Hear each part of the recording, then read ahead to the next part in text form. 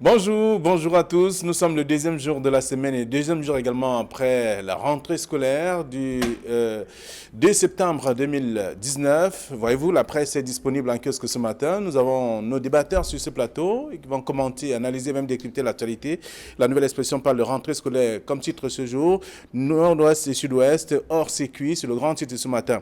Et puis le journal fait savoir que des coups de feu, des villes mortes également, et des menaces de ces séparatistes ont sérieusement impacté le retour des grandes vacances dans les régions anglophones du Cameroun. Donc, comme cela a été donc prévisible, malgré notamment l'impressionnant déploiement des forces de sécurité, c'est à lire en page 3 du journal. Le journal parle également de l'Ouest aussi, avec les établissements scolaires qui se réajustent donc avec des sanctions, des sections anglophones qui ont été ouvertes aussi dans de nombreux collèges et écoles publiques également, donc pour répondre à la forte demande provoquée par l'arrivée massive des élèves du nord-ouest et du sud-ouest dans cette partie du pays. On parle également de l'hôpital de Bafoussam avec ces morts suspectes donc des quintuplés, ayant donc des doutes sur la prise en charge de ces bébés nés dans cet hôpital. Il y a quelques semaines seulement, leurs parents ont tenté donc en vain d'obtenir leur évacuation. C'est à découvrir en page 2. Le journal s'intéresse également à la grève des avocats. Les origines lointaines donc de la colère sont également contenues dans le journal. C'est depuis longtemps que les pouvoirs publics n'ont pas fait attention à la situation qui peut donc provoquer aujourd'hui une déflagration comme au départ de la crise anglophone. C'est en page 6 et 7 du journal. La nouvelle expression de ce matin. Le Messager, pour sa part, parle de l'éducation. Rentrée scolaire à double visage dans le nord-ouest et sud-ouest, entre coups de feu et reprises timides des classes dans quelques rares établissements. Le retour donc à l'école dans les régions anglophones inquiète toujours. C'est le dossier proposé par le journal. Le journal parle également de l'Afrique du Sud avec des Camerounais victimes donc de xénophobie.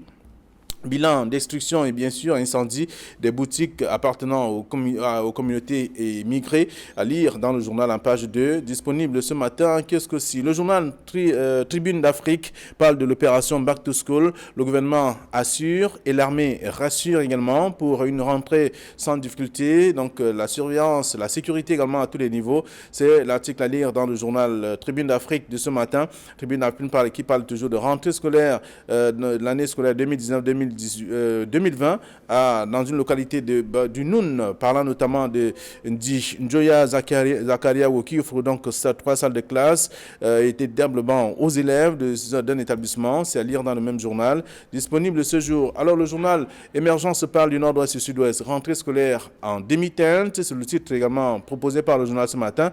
Le journal a aussi d'autres informations que je vous invite à lire. On parle également de mutations qui parle du nord-ouest et sud-ouest, Back to School, donc avec également d'autres volets évoqués par le journal, parlant notamment entre ville morte et coup de feu. La rentrée scolaire a été sombre et très peu courue hier, parlant du dossier proposé par le journal ce matin, de la page 4 à la page 6. Tout cela dans le numéro disponible en kiosque. Le journal s'intéresse aussi à autre actualité, parlant de ce drame des quintuplés, donc à l'ouest de Cameroun, Bafoussam précisément. C'est à lire dans le même journal disponible en kiosque ce matin. Le journal Cameroun Tribune parle de rentrée scolaire top départ pour dire que la rentrée a eu lieu dans toutes les régions du Cameroun. Donc même si on a observé que c'était avec un peu de timidité dans les régions anglophones, le journal fait savoir simplement qu'il y a eu une rentrée effective donc dans l'ensemble du territoire national. C'est dans le dossier proposé par le tabloïd et disponible en kiosque ce matin. Le journal Jeune Afrique qui en kiosque parle de RD Congo, un gouvernement ingouvernable. C'est une question que se pose le journal Jeune Afrique qui a également d'autres actualités que je vous invite à parcourir. Le journal est donc disponible en kiosque ce matin également. Kalara qui parle également de ras-le-bol. Toutes ces affaires qui ont d'ailleurs poussé les avocats à la révolte sont contenues dans le dossier proposé par le journal. Le journal a également d'autres informations aussi ce matin parlant de la lenteur judiciaire. Amadou Mamounke et Ababa Polycap aussi en otage donc au tribunal criminel spécial. Le journal fait donc tout au moins un compte rendu de ce qui s'est déroulé. Dans le journal disponible, le même journal s'intéresse aussi au coup de grâce, donc avec les patrons de la MIDA. Enfin, un jugement pour blanchiment d'argent, c'est ce que propose le numéro disponible en kiosque ce matin. Voilà ce que la presse nous propose, celle que nous avons reçue à notre rédaction. Ils sont déjà sur ce plateau, comme annoncé. Il y a bien entendu Casimir Désiré Tanguy. Bonjour et bienvenue. Bonjour Flavien, bonjour Camille, bonjour aux téléspectateurs. Je suis seulement surpris, peut-être autant que vous, que l'actualité brûlante que vous venez de lire, de passer en revue dans la presse, il n'y a personne, il n'y a aucun organe qui est titré sur le décret du Premier ministre hier, qui a décrété justement 3 régions comme des régions sinistrées, des régions économiquement sinistrées, des régions économiquement à risque. Donc, je croyais que c'était une actualité qui pouvait nous intéresser et intéresser également la presse locale. Oui, la presse évoque, mais pas en titre, en grande une d'ailleurs ce matin. Vous aurez l'occasion de parcourir les tabloïds et voir également quel est le traitement qui a été réservé, même si ce n'est pas un traitement comme celui qui a été réservé à la rentrée scolaire et également au mouvement annoncé par les avocats. Bonjour, Casimir Désiré Tanguy. Casimir Désiré Tanguy. J'allais dire Camille, pardon. Bonjour Flavien Valodongo. Je vous ai dit que tous les mardis, vous avez un problème. Vous êtes pratiquement binôme, on voit bien, vous êtes ensemble à tous les niveaux. Sauf qu'il y en a un qui a plus de cheveux blancs que l'autre. Bonjour Casimir Désiré Tanguy, bonjour téléspectateurs d'Equinox Télévision. Voilà. Avec vous, nous allons faire le tour de quelques sujets. La presse est donc disponible, comme vous le constatez. On parle toujours de rentrée scolaire avec des titres différents pour qualifier un peu l'ambiance qui a régné dans la plupart des établissements, que ce soit dans le nord-ouest, sud-ouest ou encore dans d'autres régions. Beaucoup plus dans le nord-ouest, la rentrée scolaire nord-ouest et sud-ouest hors circuit, c'est la nouvelle expression qui dit ainsi. Entre-temps, le Messager parle de rentrée scolaire à double visage dans le nord-ouest et sud-ouest. Donc, bien d'autres titres également pour évoquer le climat qui règne dans la plupart de ces régions ce matin. Back to school, c'est mutation qui dit ici. Black to school, pardon. Donc, Black to school, c'est mutation. Oui, le titre de mutation est assez intéressant puisque la campagne de tous ces jours-ci, c'était le back to school. Oui. Mais mutation trouve que c'est black to school, c'est-à-dire que l'école noire. Donc, c'est un jeu de mots auquel mutation nous habitue et nous aussi, nous commençons à prendre goût. Et je crois que son titre est suffisamment évocateur et démontre exactement ce qui s'est passé dans les régions du nord-ouest et du sud-ouest. Vous savez, hier, 2 septembre 2019, était jour de rentrée scolaire. Il est vrai que les gouvernants, le gouvernement et tout le monde fait comme tout se résume en la journée de la rentrée scolaire. C'est ce que propose d'ailleurs Cameroun Tribune ce matin. Oui, puisqu'il fait partie, il parle du top départ. Et puis, quoi encore? La suite sera quoi? Est-ce qu'on est sûr que même comme il y a eu une rentrée en demi-teinte, d'aucuns vont voir le verre à moitié plein, pendant que d'autres le verront à moitié vide. Est-ce que tout se résume donc en la journée de la rentrée scolaire? Est-ce que la rentrée même a été le top départ, comme Cameroun Tribune l'a titré? Nous ne le pensons pas parce que les villes mortes ont exacerbé la rentrée, ont découragé bon nombre de personnes. Et je ne pense pas que le premier jour de la rentrée, on peut juger de si il y a eu effectivement rentrée dans les régions du nord-ouest et du sud-ouest. Je crois qu'il va falloir attendre au moins toute la semaine, que la semaine entière soit passée pour qu'on commence à faire le bilan. Donc on a encore tout le temps, je crois qu'il faut encore observer. Surtout que hier, c'était la journée de ce qu'ils appellent là-bas le Gauche Town, qui coïncidait avec la rentrée scolaire et qui n'encourage pas toujours à envoyer les enfants à l'école. Donc prenons notre mal en patience. Il y a déjà eu un début de rentrée, même si c'est timide dans ces régions-là. Je crois que la semaine qui commence là va nous déterminer pour la suite. D'accord. Top départ, parlant de cette rentrée, c'est le titre de Cameroun Tribune ce matin, Camille Nélé. Et voyez-vous, dans d'autres tableaux, il propose également d'autres titres aussi, parlant de rentrée scolaire à double visage dans le nord-ouest et sud-ouest, c'est le Messager. Et dans la nouvelle expression, on parle du nord-ouest, sud-ouest hors circuit. Ne jetez pas la pierre à Cameroun Tribune qui a dit le top départ, c'était hier. Oui, c'était le top départ, c'était le départ, c'était le jour de la rentrée sur toute l'étendue du territoire. Donc, mais à l'intérieur de cet article, il faut le lire, on verra que effectivement Cameroun Tribune a parlé de la situation dans le sud-ouest et le nord-ouest qui n'est pas exactement la même que dans le littoral, l'ouest, la Damawa et tout ce que vous voulez. Donc, hier, c'était journée de rentrée et bien évidemment, tous les observateurs et toutes les classes sociales ont quand même un regard sur les régions du sud-ouest et du nord-ouest pour savoir comment ça s'est passé. Casimir l'a dit et c'est une évidence. La journée de la rentrée hier a coïncidé effectivement avec l'habituel Ghost Town que les gens enregistrent, respectent presque religieusement depuis plusieurs mois de ce côté-là. Lundi, mardi, personne ne sort de chez lui, personne ne sort, personne n'a le droit de sortir. Donc ce Gastown-là, on va voir s'il a seulement été respecté, s'il est seulement valable pour demain, ou alors s'il sera valable pour maintenant beaucoup plus longtemps, parce que nous avons appris que les sécessionnistes auraient lancé un mot qu'il y aurait Ghost Town pendant 2 semaines, c'est-à-dire que jusqu'au 16. On va bien voir si le Ghost Town va continuer jusqu'au 16, mais seulement, je repose la même question de Casimir. Après les 16 jours de Ghost Town, ce sera comment? Est-ce qu'ils vont laisser enfin les enfants aller retourner à l'école? Donc, ce qui importe aujourd'hui, c'est de savoir pourquoi ces bandes armées tiennent tant à maintenir cette sorte de terreur, même sur les enfants, en hypothéquant complètement leur avenir.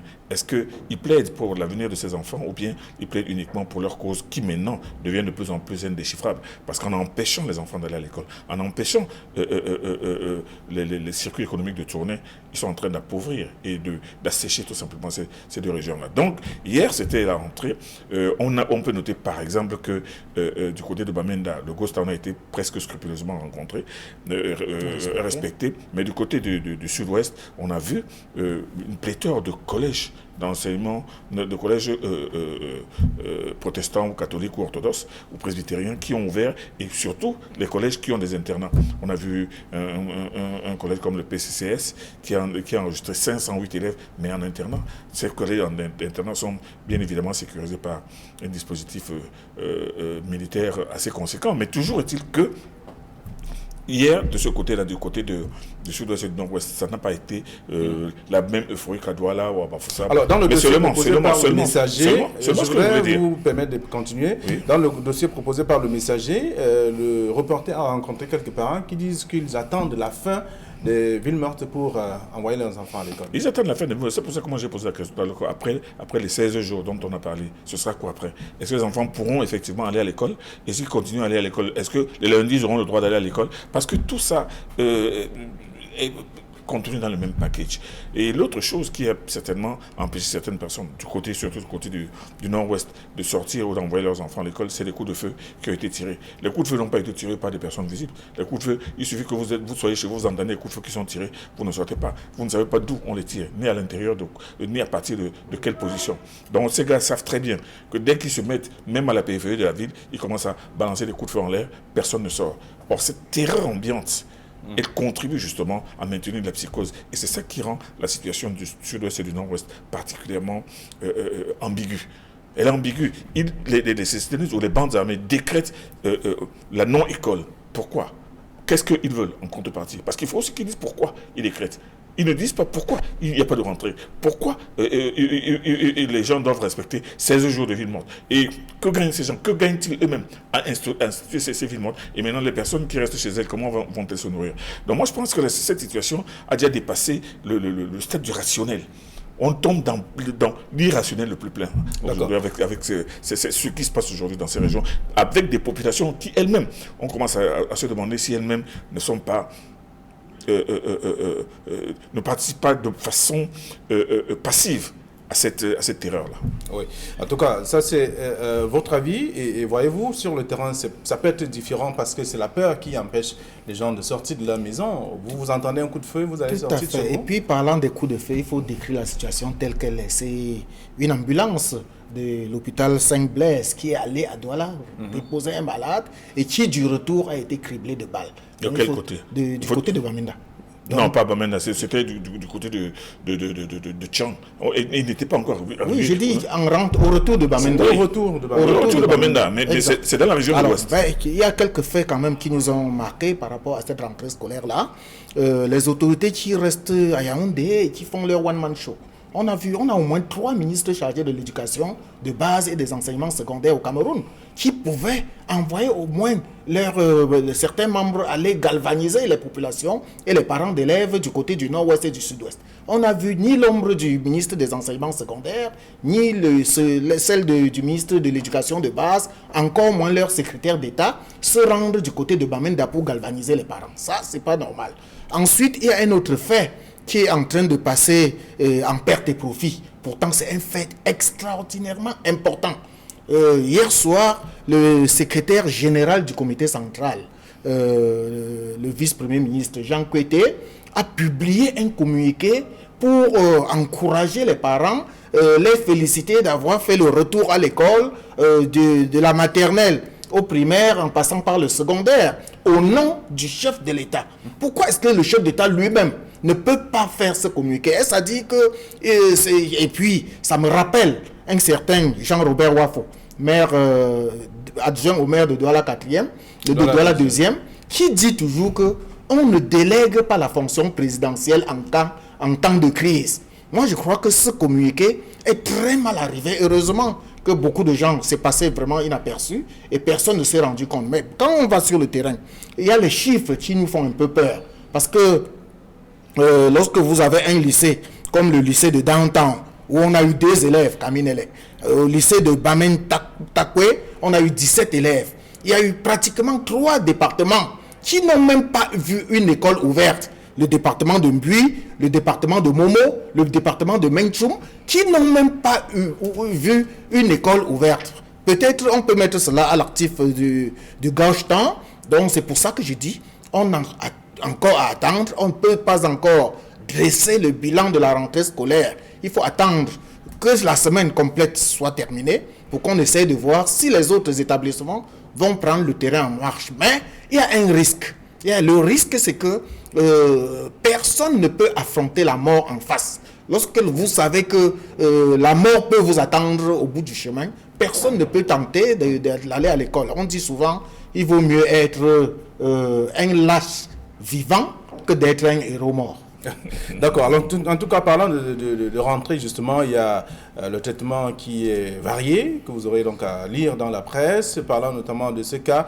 On parle de rentrée dans le sud où les déplacés risquent de passer une année blanche parce que les élèves se sont retrouvés là-bas. Dans ces écoles, il n'y a pas de section anglophone dans le sud. Ça, c'est une autre particularité de la rentrée scolaire de cette année. Au lycée mixte de Mahan.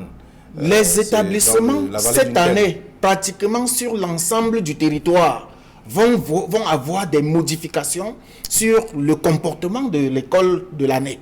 Parce qu'avec les habitants des régions du nord-ouest, les déplacés qui viennent envahir pratiquement toutes les autres régions, jusqu'à l'extrême nord, il y a les déplacés. Jusqu'au fin fond du sud, il y a des déplacés qui viennent du nord-ouest et du sud-ouest, qui sont entièrement anglophones et qui vont dans des écoles qui n'ont pas de section anglophone. Ça, c'est la première chose. La deuxième chose, c'est le contenu ou alors les effectifs qui vont grossir, surtout dans les régions proches du nord-ouest et du sud-ouest, c'est-à-dire les régions de Fongo, Togo, par exemple, les régions de Bakousam et autres. Donc, l'école de cette année va pas être ordinaire, va pas être comme les autres. Mais déjà, l'avantage, c'est que les parents d'élèves ont pris conscience de ce qui va se passer et essayent d'utiliser leurs moyens à eux pour amener leurs enfants à l'école, que ce soit dans les régions frontalières ou bien dans les autres régions où on note un taux élevé des déplacés. D'accord. À côté de ces déplacés qui manquent d'écoles anglophones, dans la vallée d'une Thème, à Mahan par exemple, il n'y a qu'à l'ouest du Cameroun, il y a ces établissements scolaires qui ont été obligés de réajuster leur programme en créant des sections anglophones dans certaines écoles primaires et également maternelles aussi. Forcément, nécessité fait loi. Vous savez très bien que l'Ouest a d'abord été la première victime collatérale des exodes, de l'exode des populations du sud-ouest et du nord-ouest. Donc, il était, sachant très bien qu'on ne peut pas refouler ces Camerounais, on ne peut pas leur dire non plus de continuer. La région de l'Ouest, les villages de la région de l'Ouest ont tout simplement réajusté la réalité en essayant de tout faire pour permettre à ces enfants en détresse de pouvoir fréquenter. Voilà, donc le journal Émergence parle de rentrée scolaire en demi-teinte, également dans ces régions anglophones, précisément et particulièrement. En même temps, on va parler du journal Tribune d'Afrique qui parle de cette opération Back to School. Le gouvernement assure et l'armée rassure. Le gouvernement fait son rôle dans son bon droit de rassurer. Mais est-ce que ce gouvernement a entièrement rassuré? Moi, je parlais tout à l'heure du comportement des membres du gouvernement qui, au lieu de se rester à un dépôt afficher des back to school et autres, auraient dû aller dans les régions concernées pour rassurer. Moi, je crois que le gouvernement ne rassure pas. Et d'ailleurs, vous avez vu, même le gouverneur, même les gouverneurs de ces régions-là, ou alors les préfets, qui font l'effort d'aller sur le terrain, sont obligés d'être avec des armées, avec des militaires. Est-ce que les enfants, eux, peuvent aller avec les militaires? Est-ce qu'on peut mettre un militaire ou un policier derrière chaque enfant? Donc, je crois qu'il y a d'autres façons de faire que le gouvernement aurait dû entreprendre pour rassurer au mieux. Et là, je ne donne pas raison au journal de mon ami Faustin Dika. Voilà, je dis le gouvernement assure et l'armée rassure carrément. C'est ce qu'on découvre également dans le journal ce matin. Non, mais le journal dit que le gouvernement assure aux parents qu'il y aura école et que les parents envoient leurs enfants à l'école. Et en même temps, ils demandent à l'armée de la renforcer parce que ce qu'on ne dit pas suffisamment, c'est qu'il y a un renforcement assez conséquent des dispositifs de sécurité, aussi bien dans le sud que dans le nord-ouest. Il y a un afflux nouveau de militaires, de gendarmes et de policiers qui sont allés là pour effectivement faire face à cette menace permanente de la terreur. Donc, moi, je pense que le gouvernement est dans son rôle de demander aux populations. Le gouvernement ne pouvait pas se taire. C'est pour ça que, contrairement à ce que dit Casimir, c'est pas parce qu'il fallait absolument des ministres. Il y a les gouverneurs qui descendent, il y a les sous-préfets qui descendent, il y a les préfets qui sont descendus, même si certains préfets sont arrivés dans certaines localités où ils n'ont trouvé personne, ils n'ont trouvé aucun élève, aucun enseignant. Mais Dieu dit que le gouvernement essaye, à travers ses plénipotentiaires, d'aller dire aux populations à venir à l'école, mais au-dessus de ces populations, il y a l'épée de Damoclès de la terreur qui les empêche de sortir et de faire face à une menace invisible. Parce qu'on a beau dire, ces coups de feu que l'on entend à distance, on a peur que ces coups de feu, effectivement, puissent les atteindre un jour ou l'autre. Et même si on ne voit pas les personnes qui tirent les coups de feu, même s'ils ne sont que 3 ou 4 qui sont bien planqués sur les arbres, ils savent très bien que l'effet dissuasif des détonations de leurs armes suffit pour que les personnes se tairent chez elles. Donc, le gouvernement est dans son rôle de dire aux gens, allez à l'école, envoyer les enfants à l'école, de dire aux enseignants, allez enseigner. Bon, maintenant, en contrepartie, il a multiplié, il a boosté le dispositif militaire. On va voir, comme Casimir l'a dit, on va bien voir après les Ghost Town ce qui va se passer. Parce qu'après les 16 jours de Ghost Town institutionnalisés, on va voir si les hommes en armes eux-mêmes vont lever leur dispositif de Ghost Town, ou alors s'ils vont le proroger, ou alors si maintenant ils vont laisser les enfants aller à l'école. Parce que tout ça, il y a plein de non-dits en dessous dans toutes ces hypothèses.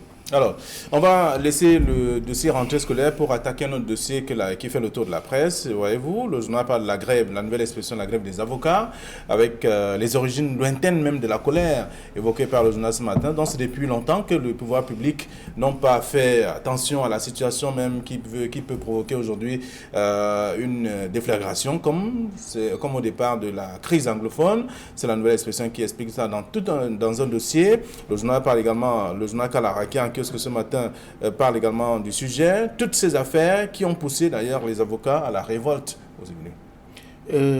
Les avocats, le barreau dans sa globalité, a posé un acte et a projeté la grève pour le 16, c'est-à-dire dans 2 semaines. Je crois que ce n'est pas un simple fait de hasard. Je crois que le barreau a voulu attirer l'attention du peuple camerounais, des gouvernants et de tous ceux qui entrent en droite ligne du système judiciaire par rapport à ce qui se passe, par rapport à la manière dont la justice se passe au Cameroun. Et c'est un fait qui remonte à très longtemps. Justement, c'est pour cela que les journaux parlent des origines lointaines. Parce que justement, rappelez-vous que la crise anglophone avait commencé par la grève des anglophones du sous-système anglophone, du droit anglophone.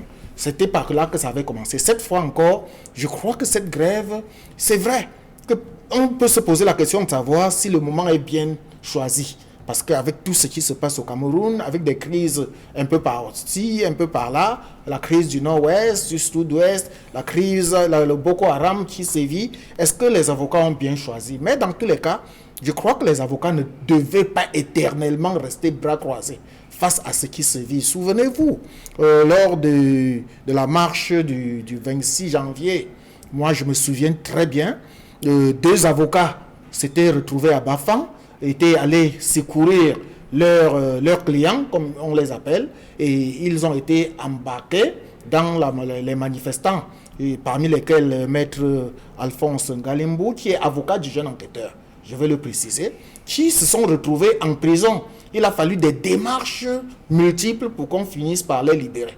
Est-ce normal qu'un avocat qui part s'enquérir de la situation de son client se trouve jeté en prison? Cela pose le problème justement de la répression sauvage que les forces de maintien de l'ordre font tous ces derniers temps. C'est pas seulement, on a décrié le cas des journalistes tous ces derniers temps, même si pour la plupart c'était les journalistes du Messager. Encore faut-il se demander pourquoi les journalistes du Messager sont très visés. Mais il y a le cas des avocats. Les avocats qui n'ont pas droit au dossier de leurs clients.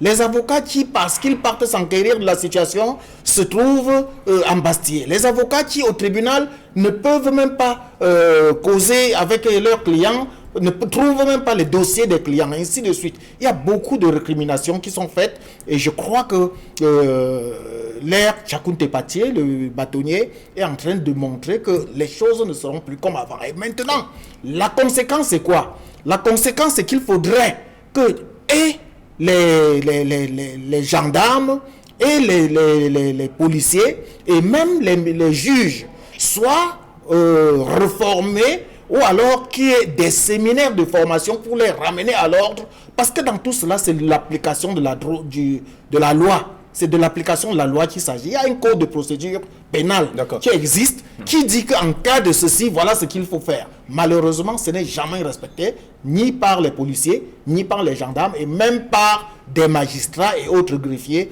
qui font partie du système judiciaire. Alors, les avocats sont en colère, on voit bien, à partir notamment de ce qui est contenu dans la plupart des tabloïds ce matin. Kaminile, vous avez parcouru plusieurs tabloïds depuis hier, puisque c'est le sujet qui fait le tour de la presse aujourd'hui encore. Donc, cette grève qui a des origines lointaines, selon bien entendu la nouvelle expression, à partir de plusieurs récriminations évoquées, et en même temps Kalara qui sort ce matin parlant du ras-le-bol de ces avocats qui est désormais exprimé au grand jour, et ces avocats qui donnent un peu de temps au pouvoir public de trouver la solution, parce que trop, c'est trop, disent-ils. Ce n'est pas la première fois que les avocats expriment leur ras-le-bol, et ça remonte à très très loin. Vous n'étiez pas encore là en 1990, quand par exemple le bâtonnier Mouna a organisé la grève des avocats au terme de l'arrestation, de Maître Yondo Black. De Maître Yondo Black. Et on a vu un formidable mouvement des avocats qui a été une véritable lame de fond, qui avait secoué tout le Cameroun. Et c'est même vous dire que le mouvement des avocats se trouve inscrit à l'origine même de l'instauration de la démocratie au Cameroun.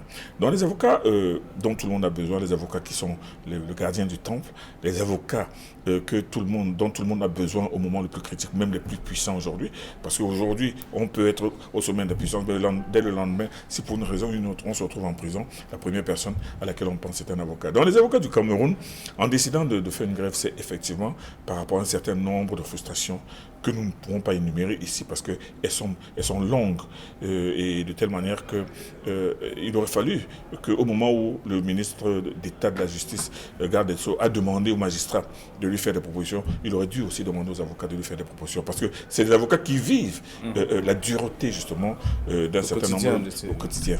Et les avocats n'ont pas facilement accès à leurs clients. J'aime pas beaucoup le terme de client parce que ça fait trop commercial, mais aux personnes qu'ils veulent défendre. Les avocats, on ne respecte pas cette disposition qui fait qu'un inculpé ou une personne arrêtée ne peut se faire entendre qu'en présence de son avocat, ne peut parler qu'en présence de son avocat. Ici, on s'en fout complètement. Il y a tellement de choses que les avocats demandent qu'elles soient juste réajustées en fonction de la loi, parce que la loi elle-même... Ailleurs, on rappelle aux personnes interpellées que vous devez garder le silence. Vous avez le droit de garder le silence.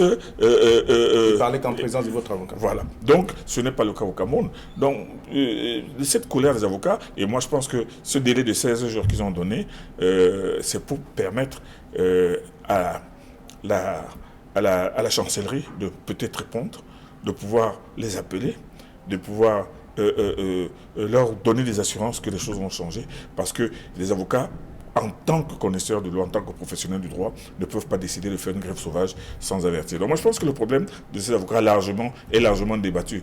Aussi dans le Messager ce matin, le bâtonnier rassure qu'il mesure la gravité de la chose et qu'il sait qu'il y aura des conséquences et qu'il a pris des dispositions pour que la situation puisse perdurer ou s'arranger dans le cas où il n'y aura pas de solution à leur revendication. Il n'est pas le seul, il est à la tête d'une corporation composée d'avocats. Hier, quand les avocats faisaient des grèves, par exemple, au moment de la grève du début de la crise anglophone, quand les avocats avaient grévé, il n'était pas encore bâtonnier, mais il était à l'intérieur du mouvement. Donc, ce n'est pas lui qui mesure cela, c'est le Conseil de l'ordre, c'est tous les avocats, effectivement, qui pensent qui sont dans une logique d'abord de négociation, mais surtout une logique d'une nouvelle stratégie de respect un peu plus scrupuleux des droits de la défense de l'accusé et surtout des prescriptions de la loi. D'accord. Oui, parce que Camille a utilisé un terme là qui me fait seulement sourire lorsqu'il dit qu'il n'aime pas trop le terme client. Vous n'allez pas changer l'ordre du monde. Vous savez que les personnes que les avocats sont supposés défendre sont leurs clients. Ils sont leurs clients parce qu'ils payent pour ce service-là et l'avocat est là pour ça. Donc, depuis la création du monde, on les appelle clients des avocats et ça ne peut pas changer. Et c'est peut-être pour ça que du côté de la chancellerie, ils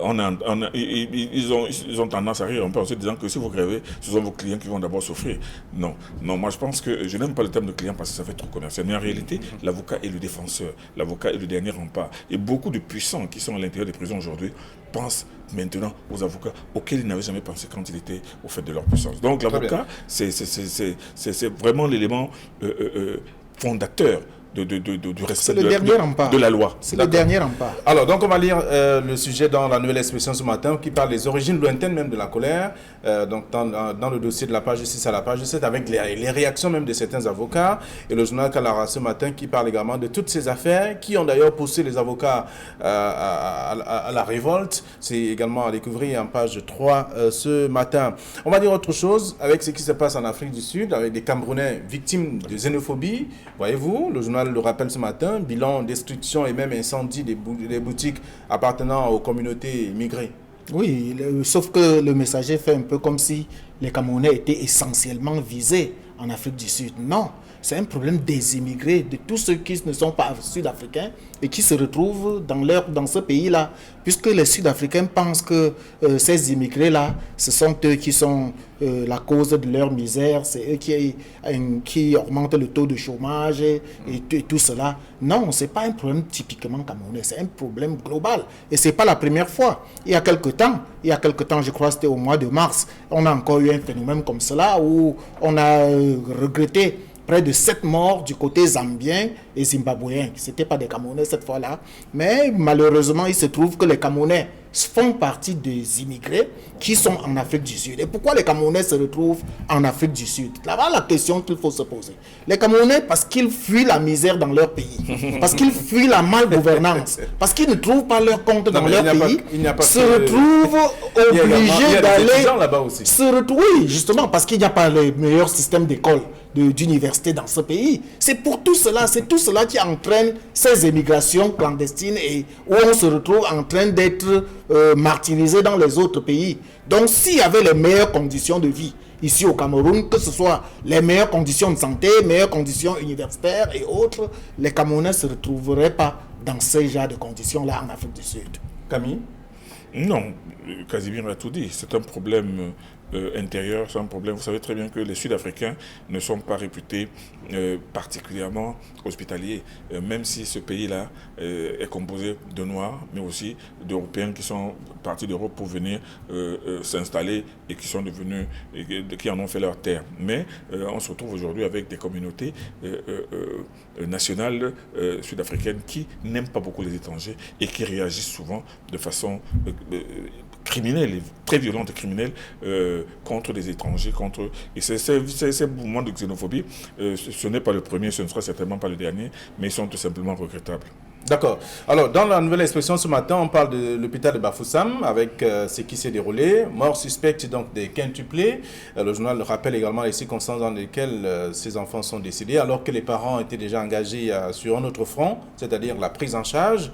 Le journal Mutation évoque également le sujet, le drame des quintuplés à Bafoussam. C'est regrettable ce qui est arrivé à l'hôpital de Bafoussam. Vous savez, il y a une semaine, Or, tout le monde a célébré les quintuplés qui étaient nés du côté de Bafoussam. Mais posons-nous la question de savoir qu'est-ce que ces quintuplés attendaient encore à Bafoussam. Lorsqu'on sait que les hôpitaux de Bafoussam n'ont pas tout le plateau technique qu'il faut, n'ont même pas de bonnes couveuses pour encadrer, pour regorger ces enfants-là.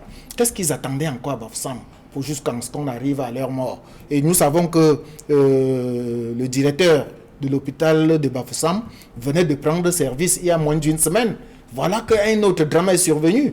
Le ministre nouvellement nommé Malachi, oui, qui est habitué au coup de tête dès qu'il y a un petit fait de ce genre. Est-ce qu'il va encore donner un coup de tête? Il a fait une sortie, en tout cas. Il a fait une sortie pour dire qu'il a engagé une enquête et qu'il va voir jusqu'où cela va aller. Mais je dis, lorsqu'on a la chance d'avoir des quintuplés dans un pays, on les fait prendre en charge par les meilleurs hôpitaux. Ça devient plus seulement le problème de la famille, du père et de la mère de ces quintuplés-là. Ça devrait être une prise en charge nationale. Et nous savons que le centre Chantal Biaé à Yaoundé pour ce genre de choses-là, malheureusement, ce n'était pas le cas, ou alors parce que c'est dans un arrière-hôpital du pays qu'on n'a pas pensé à eux. D'accord. Mais le journal rappelle quand même que le père ou les parents avaient déjà engagé la procédure pour la prise en charge de ces enfants, sans être compris. À l'hôpital, j'allais dire à la Fondation Chantal Biya. Sans être compris. Et à Bafoussam, les infirmières, selon bien sûr le journal, rassuraient que non, tout allait mieux, ce sont les mêmes conditions, donc il n'est pas question d'envoyer les enfants,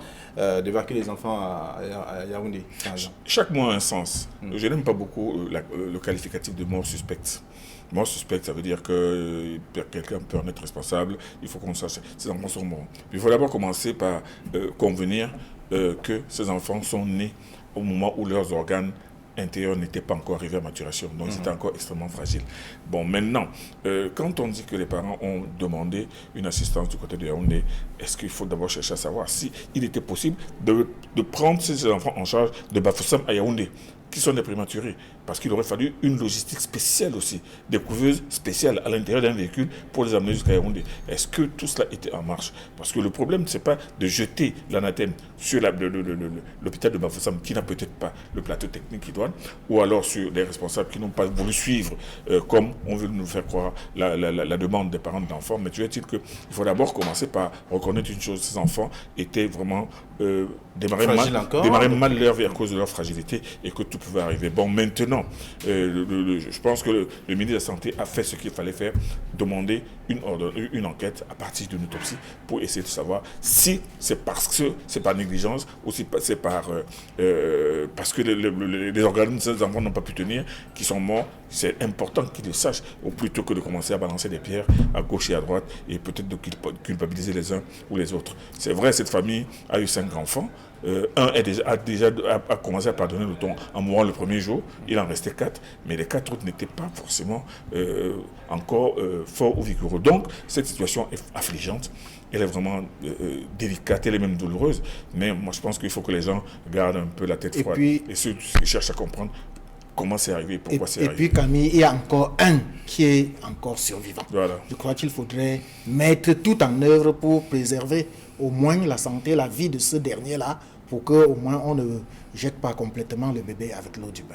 Voilà. Donc on va lire la nouvelle expression ce matin qui parle de Bafoussam, l'hôpital Bafoussam avec cette mort suspecte, donc des quintuplés, selon le journal. Tout un article à lire en page 2.